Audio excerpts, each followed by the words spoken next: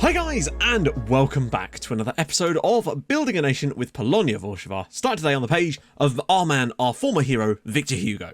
So as you can see, he went to Newcastle. That's where he got his dream move to the Premier League.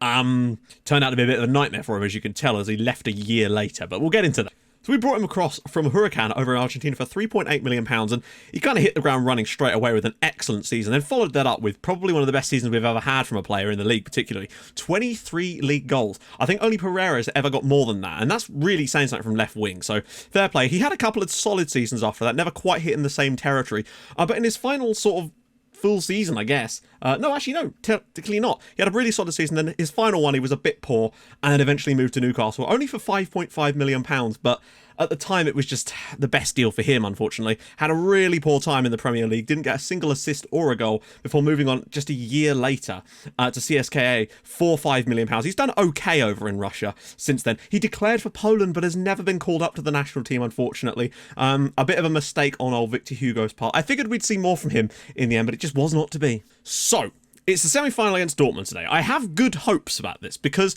we've played Dortmund twice, and I know we haven't beaten them, but I feel like we probably should have won both games against them, and tactically that puts me in a good place, because that makes me feel like we can't surely have that bad a luck over two more games against them in the same season.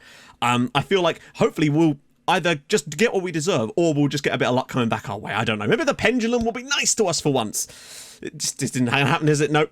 We need Flappy Bird to return. But first, some games off camera. Got lots of stuff to talk about in between as well. First up, pretty casual, 3-0 victory over Legia. Lisic with a penalty, an own goal, and then Alberto Freitas. Lisic also got an assist too. He's contributed, I believe now, to 56 goals this year. It's mental. Regardless of what happens, there's going to be an analysis video for this season, because technically the save isn't over, even though it won't be on YouTube in the same format. Then it was another 3-0, 2 goals for Vicente, 1 from the spot, and of course Brian Gorosito with yet another goal. He has had one hell of a year considering he's playing so deep. I think he's got 17 goals this season. And lastly, rotated team, but 3 past Zag, Bronaszewski, Paulo Jorge, or George, and Donny Waterberg grabbing himself a goal in this one, which is very, very nice to see. League currently looks like this. We're obviously miles clear at the top. Our goal difference is now 107. We've now hit 117 league goals, which is the most we've ever done, and we've still got 4 more matches to go. We are champions, as you'd expect. Lech, although I believe they're going to get a record second place. So look at that, plus 40 goal difference. They've had a wonderful season. Lechia are doing well as well. Katowice, now that Lucas Sanders has taken over, they have really shot up the league. He's actually got the best win percentage of any manager they've had in this save. Silas Solbakken was doing really well at 49%. Until he left. But Lucas Hernandez is now at 59%, I believe. So they are really rocking under him at the moment. Huge gap back to Legia and Zag, who really have fallen off the wagon. Corona down there too, with Viswa just struggling away. Lisic, 21 goals. Mohamed Kone in there with 18 goals for Katowice as well, which is incredibly impressive. Lisic, 21 goals and 13 assists in the league. Not quite as many assists as he got last year, but his goal scoring has made up for that comfortably. Right?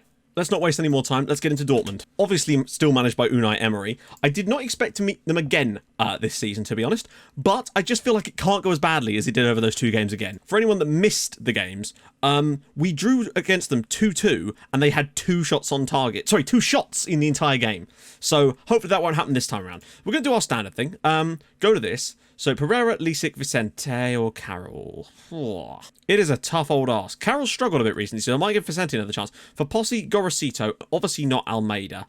We want Montañez. Like, my assistant doesn't like Montañez that much, but I can't argue with the performances he's put in defensive midfield. Then Albarracin, Freitas, Almeida, and Chabal, because it's the away game, and Iglesias in goal. On the bench, the Llama, Maka, Orozco, George, Veras, Carroll, and Marlon. Seems to me they're playing the same system as last time, so we should be alright. Willemse is the man to go after. Okay, lot on the line. Away goal would be really nice. Winning would be really nice too. Honestly, my only hope is that we don't have another game like the 2 previous ones against Dortmund this season. Because I feel like surely we're about to have the pendulum swing back in our favour, or at the very least remain neutral for a game. Albarracin, he had room to get a cross in there and he probably could have done better. We're controlling the ball, but it's very even other than that. Chabal, can he whip one across for Freitas? It's in the back of the net. Alberto Freitas gives us the early lead. Well, early. 23 minutes into the match. A bit against the middle play, they switched off. Gorosito just rolls it out wide for Chabal, who's able to get around the side, whip that across. Freitas, because he's behind the ball, isn't offside, and we've got the lead in Germany. What is with the empty stand, lads? Are they having repairs done? They're not afraid to play the ball around, but you can see, once again, Lisic is getting caught way too high up the pitch, and it's allowing this sort of 2-on-1 here when Brigatti gets the ball. Albarracin's having to withdraw because it's allowing space. Now Lisic's got back and covered, but it's too late by this point. Montañez needs to get across and make a huge tackle. But now he's out of position. What is it with us conceding long shots in the Champions League? It's starting to get a little bit tedious. Like, it's an excellent initial tackle from Montañez, and yet we still can't avoid the concession of the goal. He's getting across. You think, all right, we're reasonably set. Nope. It just happens every time. But I think there's more to get out of this game. Here we go again for Posse. Can we get straight back into the front of this one? Comes across for Lisic. Oh, side netting for Posse again. Vicente does really well. Pereira does really well. Oh, this is an amazing counter-attack. Can he find Pereira? Lisic's all the way through, and that's been fouled, and that is definitely a penalty. These are always penalties, and if this isn't, I will freak out. Confirm the decision. That was about as stonewall of penalties you're going to see. I think Vicente will take it, though. He is the man. What's going on? Is this going to be a red card as well? No, surely just a yellow. Yeah, it has to be a yellow because of the double jeopardy thing. Vicente, big man, huge penalty taker. Can we grab another away goal? Yes, we can. It's 2-1 to Polonia Warszawa here in Germany. Vicente's 19th goal of the season. We're 2-1 up away, and we have 2 away goals now. They switched off for the first one. It was a stonewall penalty. Brilliant breakaway, though, and Lisic does superbly to win it. Vicente tucks it away. Chabal just isn't providing as much of an overlap as Maka does. Freitas. Albarracin. There we go. Getting into space. Can he dig one out? Oh, go short for Lisic. Pereira. Oh, why did he pass? Why didn't he shoot? Pretty pleased with that first half. I think we've definitely been the better side. Created the better chances on the night. Yeah, they scored a long shot, but what's new? I think we need to up our passing directness. We're going to go to both wings because I don't like to push it too far down one. Screw it. I feel like we're going to press them a bit more. I feel like this is the kind of game that we could actually maybe grab another goal. Let's make the most of this. Oh my god, terrible defending. Pereira's going to struggle to get the shot away here. Yeah, he does. Roda gets the save, though. Heck, there's no need to rush. We're winning the match, and we've got 2 away goals. We could slowly just work our way through. Look at this, Vicente. Lovely ball. Pereira is in for a one-on-one, which means he'll inevitably miss. They always miss. Every time. I should just really add to this. He has 15 composure. Like, he shouldn't be missing these. For Posse. Long. Oh, go short for Chabal. Can he cut inside another shot, maybe? Gorosito. Whips it across. Oh, it's saved on the rebound. Flicked in. Redondo. Go on, get the clearance. Albarracin. Go on, frick it away. Almeida's got to look long. He's found Pereira. I'm going to make a substitution, and he's coming off soon because he's been woeful today. Although he could find a ball for Lisic. Oh, God, and another chance is missed. Vicente clears it. I can't push out fast enough. Willimis. Reboledo. Albarracin does so well. Iglesias looks long and Marlon might get there. Not quite. Yes, he has. Here we go. We've got to find his partner here. He has to. Paulo Jorge.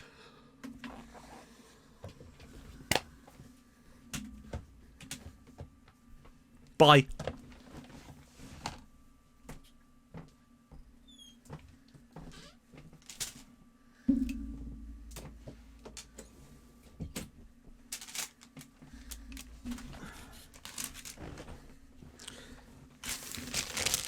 Sorry, I just had to step out, take a walk, because I'm sick of hitting the post. Seriously, I've gone to the bakery. Gone and got myself a nice chocolate donut, so I'm going to eat this while the rest of this match finishes, alright? I just don't get it.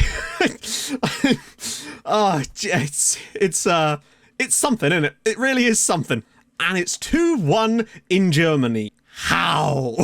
I don't get it. We've managed to win the game and I'm still complaining because somehow they've managed to score that one long-range strike and we have so many chances and they just won't put them in the net.